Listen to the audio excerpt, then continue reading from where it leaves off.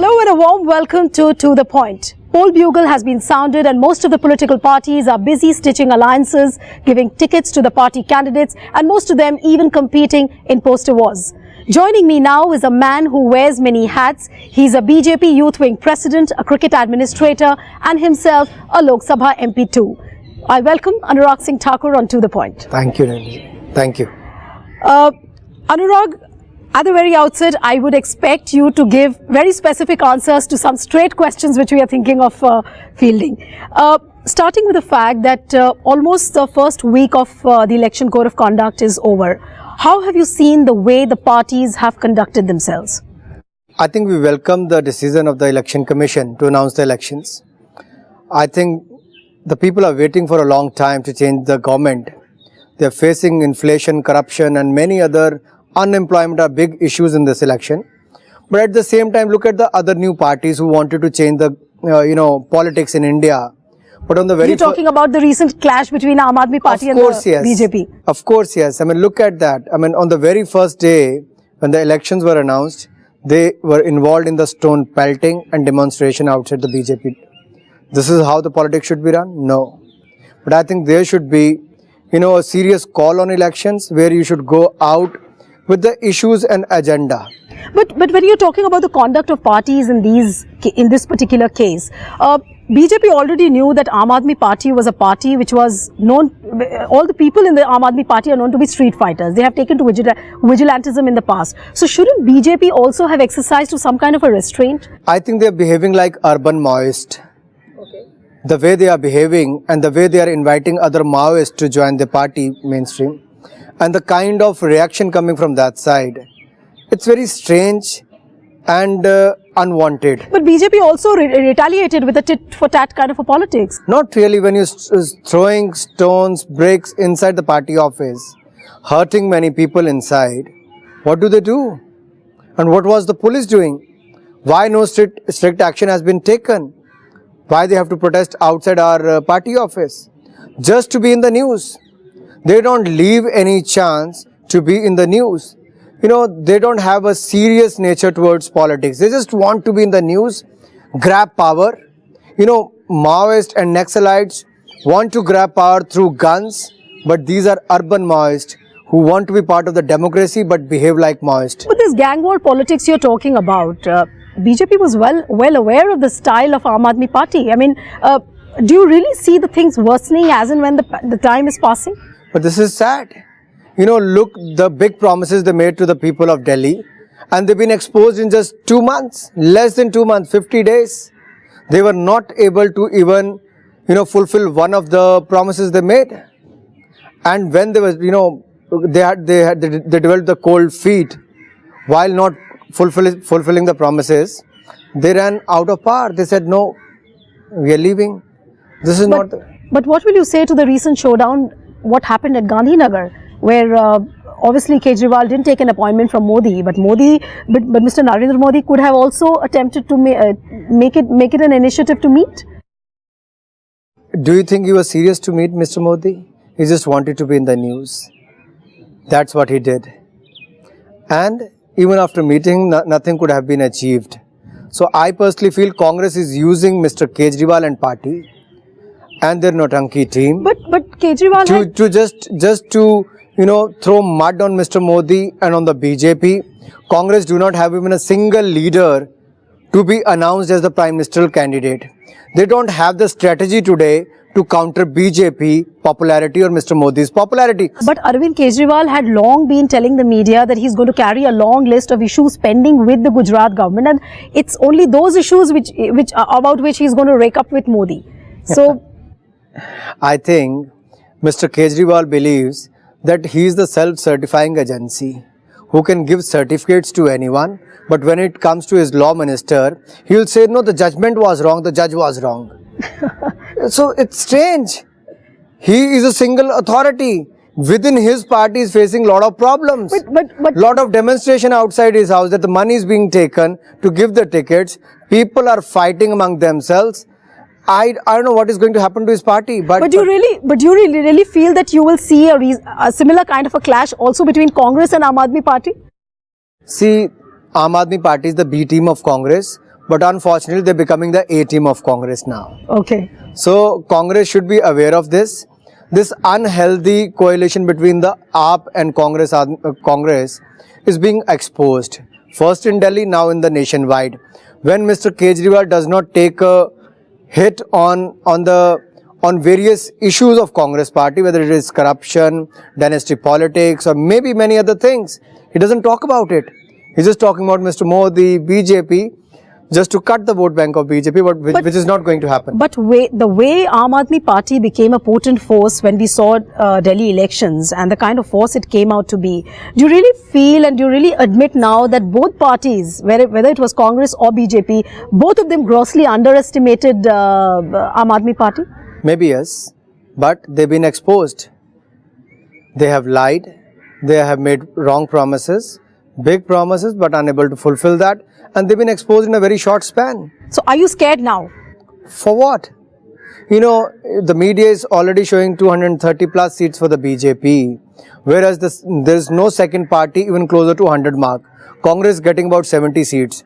Why should we be worried? No, because we should be more concentrating on getting more than 270 seats. Here is a man called Arvind Kejriwal who is taking on Congress, who is taking on a prime ministerial candidate Narendra Modi. So, are you really not worried that he might dent into the votes of BJP? Not at all. You can lie, you can create nuisance, you can play the role of a maverick, and that is what you have to do to just to be in the news. And I think the time has gone. He's been exposed by the media. There is a recent clip I've seen last night on the social media where a media person, a very senior media person, been exposed talking to Kejriwal how to make what point have to make a big news. I'm sure this kind of dirty politics is going to be played out in the weeks to come. But let's take a short break at this point in time. But when we come back, we talk about Modi and his brand of politics. Back in a moment.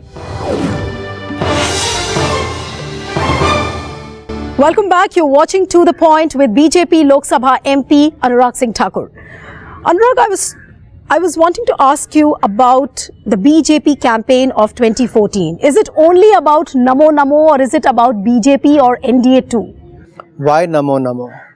Because Narendra Modi has done a great deal of work in Gujarat. People talk about his development, his clean government and his attitude towards, making Gujarat the global power. While the entire campaign is revolving around one brand called Modi, the party is also alienating a lot of senior leaders. It is happening because Congress, Third Front and any other party is unable to decide their prime ministerial candidates. It is only Bharatiya Janata Party who has decided their prime ministerial candidate. But when I'm talking about alienation, I'm talking about the ranks of senior leaders who are getting alienated. Like Murli Manohar Joshi is not able to have his say. Then you have leaders like Alalji Tandon who are not able to have their say. I think it is just the creation of media. We have a parliamentary board where the decisions are being taken. And at the very same time, let me tell you, it is for the last 2 years, media has been saying, oh, announce your prime ministerial candidate. When we announced it, now you're saying, why one man? There has to be one prime ministerial candidate. And the things has to revolve around him. Because he is going to be the leader of the country. And we are proud to say he is the most popular leader today. With more than 65% people in this country wants to see Narendra Modi as the Prime Minister of India. But his candidature for the Prime Minister's post was announced almost 6 months ago. But the suspense over his Lok Sabha seat still remains. Elections are announced just 7 days back. The first list is over. The second list is over. Now look at this. In a state like UP, where you have not announced even a single seat. In Gujarat, where you have not announced even a single seat. Rajasthan, you have not announced even a single seat. How can you announce the seat for Mr. Modi? You have to announce once the party decides that who's going to contest from where. So how is this murmur getting leaked out to the press that Narendra Modi will either fight from Vadodara or from Varanasi or Rajnath is going to fight from Lucknow? It is just the media creation because media knows if Modi contests from Varanasi, in 1998 BJP got 24 seats out of 32. If he contests this time from Varanasi, BJP will get at least 28 seats from that region. So, you mean to say that you are discounting all the dissensions which have happened in the past, the way Sushma Swaraj has raised her opposition, Murli Manohar Joshi has come out in opposition saying that, he doesn't want to vacate his seat. So, all these are murmurs. You are just saying that. That. I'm sorry, Mr. Joshi very clearly said, let parliamentary board decide. which leader will contest from which seat, to be very precise. And Sushma ji said we have not even discussed about the Uttar Pradesh and Mr. Modi's seat. This is just a media creation. But close and trusted aides of senior leaders like L.K. Advani, they have been saying that people within the BJP, the new crop of leaders, they are trying to deliberately, selectively leak out things to the press so that a public pressure, some kind of a public pressure is built, and then, you know, they'll have their own way. Is it true? Not right. You know, when party unanimously picked Mr. Modi as the Prime Ministerial candidate, I personally feel even the parliamentary board will unanimously decide from where Mr. Modi will contest, which can help the BJP to get more seats. You know, last time in the last elections in 2009, we got only 4 seats out of 32 seats in the Purvanchal. In 1998, we got more than 24 seats. If we contest today from Purvanchal, it's going to help the BJP to get more seats. If that is helping BJP, why not? But the party has to take a call on that. But you had Narendra Modi ji's confidant Amit Shah going back and camping in UP for the elections. But still a safe seat is still being hankered out. It's not been solved. Neelu ji, why do you call it a safe seat? I'm saying strategically you have to see if Modi contests from that seat. But if there is a Narendra Modi wave, then do you really need a safe seat? It's not about the safe seat. It's about the it's about Mr. Modi contesting from a seat which can help many other leaders to win with a bigger margin and to have much more seats in that region. That is, I gave you the statistics. At the cost of senior leaders. What about senior leaders? Mr. Joshi contested from Allahabad first, then he contested from Benares. It's up to the parliamentary board. Last time they decided him to contest from Benares. This time they may also decide him to contest from Benares or maybe from some other seat. But in the past few weeks, we were reading that BJP is deliberating on the fact that L.K. Advani should be pushed to Rajya Sabha. Murli Manohar Joshi ji should be sent to the Rajya Sabha. Is it true, really? I think it has been discussed only in the media. But somebody has to leak it to the media. It's not like that. You know, someone planted a story and said, oh, above 75, they should go to Rajya Sabha rather than contesting the Lok Sabha polls. I think the party has to take a call. If you have a winnable candidate at the age of 80, 85 also, they can decide that he can contest. In fact, Mr. Advani, I remember in one of his Republic Day interactions with the media himself said, when he was asked a specific question that are you planning to go to Rajya Sabha, he said, not at the moment. And then when he was asked that, are you going to fight from Gandhinagar? So he said, let's see. So he just maintained a very open-ended kind of a statement, which obviously was media to interpret the way it was. But isn't that fair? That if he has not taken a call to go to the Rajya Sabha to contest from the Gandhinagar, he's been very open about it. We are not hiding anything. But is it true that L.K. Advani also time and again has cautioned the party against too much dependence on Narendra Modi? Because the campaign is hinging only around Narendra Modi, which you said that of course he is a prime ministerial candidate, so you have to bank all your resources on him. But India Shining, of course BJP was in the government at that point of time, India Shining backfired. This time it's all namo namo, but you've parked all your resources on Narendra Modi. He comes from the backward community. He has seen those days when he used to sell tea to feed his family, to earn his bread and butter. And for the last 13 years, he has been the most successful chief minister in the country, who won 3 times Gujarat for BJP. He is the single person, who's been rated as 65% people wanted to see him as the prime minister. I think what BJP decided is paying them. If the majority of the people want him to see him as the prime minister, it is helping BJP. Why not our campaign revolve around Mr. Modi? I think it helps us. Why not? Nothing wrong in it. If we have a leader to showcase, to sell, and people are accepting him. But you don't accept the fact that you are over-marketing the brand Narendra Modi. Not really. In a country like India, where you have 29 states, more than 545 seats, you need to go to each and every corner of the country. No, but while you are doing so, there might be an overkill also, as many people have already started talking about. Not that really. You don't find the second-rank leaders in BJP at all. There are many. You look at the 2 senior leaders like Arun Jaitley ji and Sushma Swaraj ji, who have done an extremely great job in the parliament. You're taking the names of all the senior leaders who, again, in most of the rallies, they have been found missing. Anurag, but I'll have to take up a short break here. We continue from where we stopped after the break. Welcome back. You're watching To The Point with Anurag Thakur. Why is it that most of the rallies, the Narendra Modi rallies, the senior leaders are missing? What is the reason? Not true.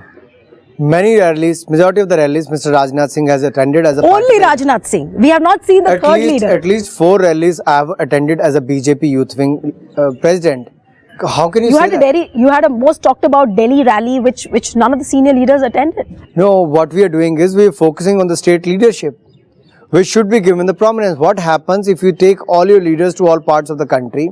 People want to hear to Mr. Modi, to listen to his views, his vision for India, how he's going to govern the country, and to talk about his good governance and development model. That is what we are showcasing to the country. If you take all your senior leaders to all the rallies, you won't be able to justify and give them enough space to speak. Tell me something honestly. There were murmurs, I don't know whether it's true or not, but people have been saying that most of the senior leaders in BJP, they are very reluctant to go to the big rallies because the kind of frenzy which Narendra Modi whips up in the crowd and people just want to listen to him. So none of the senior leaders are wanting to talk because people won't listen to them, they want to listen to Narendra Modi. In today's world, where media plays a very important role, you can see the rallies on internet, on TV. Do you expect large crowds to come to any venue?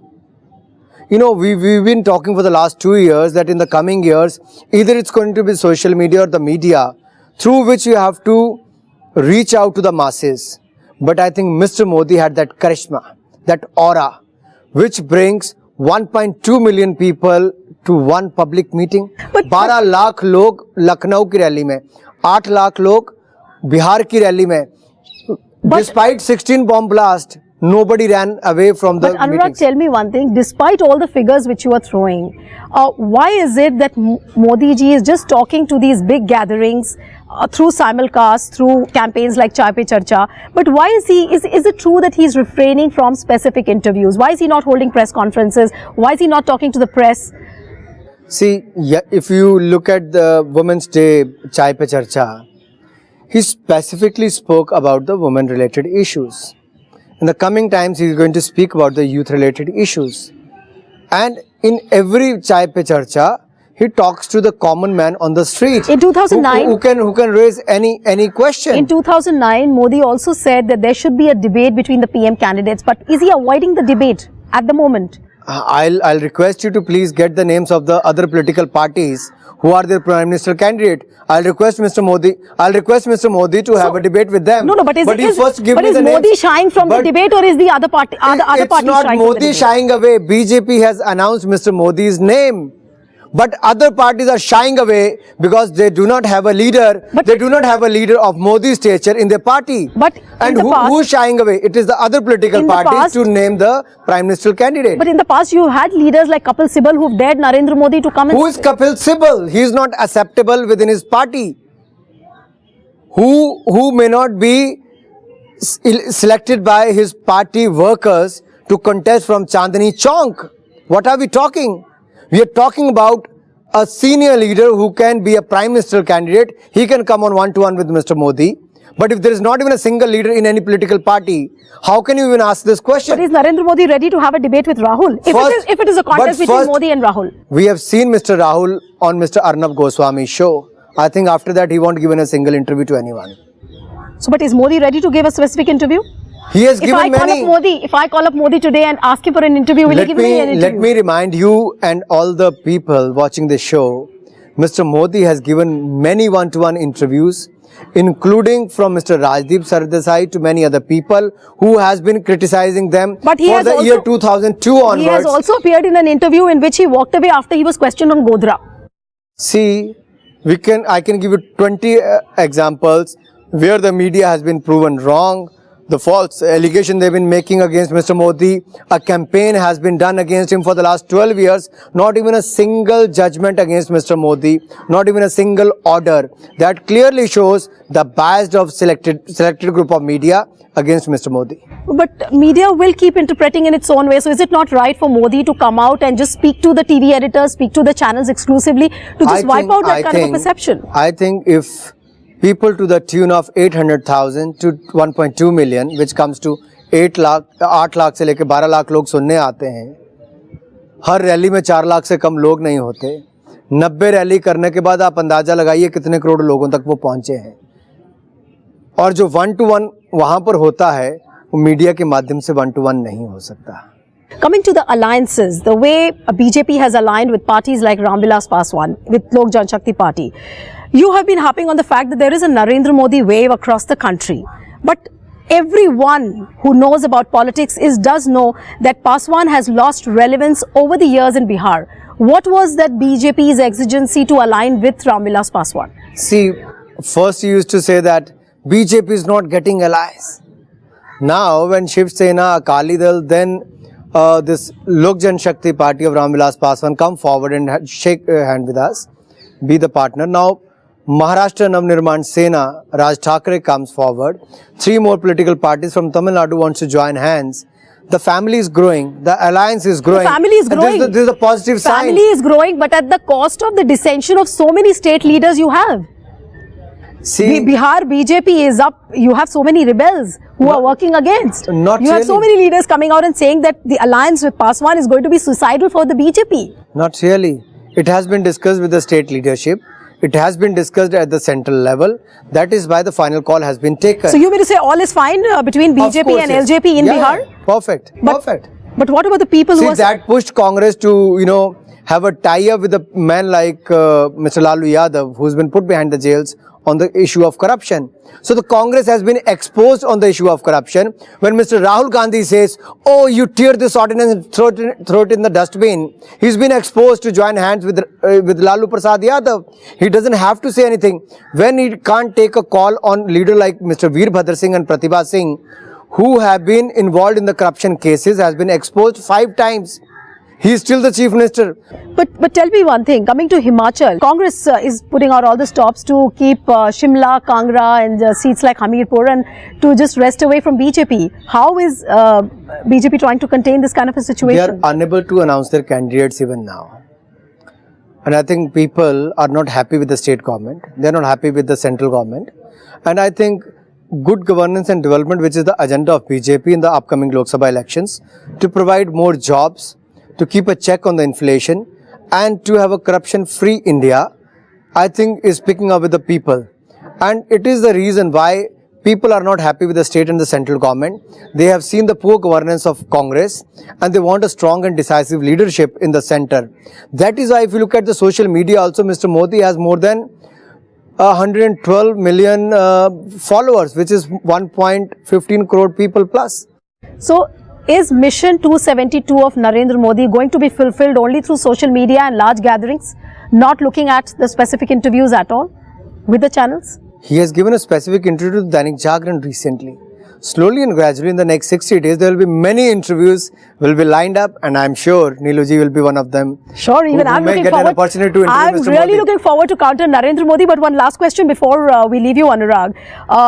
General elections is coming at a time when IPL matches are also, there is a huge probability of IPL matches going offshore. So, how are you really going to balance out with the way the kind of political wind is flowing in Himachal? Are you really going to devote, or will you be able to devote all your time between politics and IPL 7? If you look at the 2009 IPL season 2, at the last minute, the government has refused to, let us play the IPL in India. And we have to move out to South Africa. Even now, we have to take a call either in UAE or to South Africa. We have to shift. Now, that call has to be taken. Okay. And personally, I feel the government should allow us to play matches after 2nd of May. Then we can have 60%. Then you'll have time left. Then we can have 60% of the IPL could be played in India, which means India can lose minimum revenue to other countries, foreign exchange loss and many other things. And expenses are much more. It's not easy to organize within a period of 30 days. But still we have no other option, but we have to do that. But how will you strike a balance between cricket and politics Even, at that point even of time? in 2009, I did not move out to South Africa. I campaigned for my party within India, and even now I'm going to do that. Which is why, Anurag, we say that you're a man wearing many hats, but we'll have to see whether the right cap fits onto the right head. Thanks very much, Anurag, for joining on To The Point. Thank you. So see you next time with another personality on the next episode. Goodbye and thanks for watching.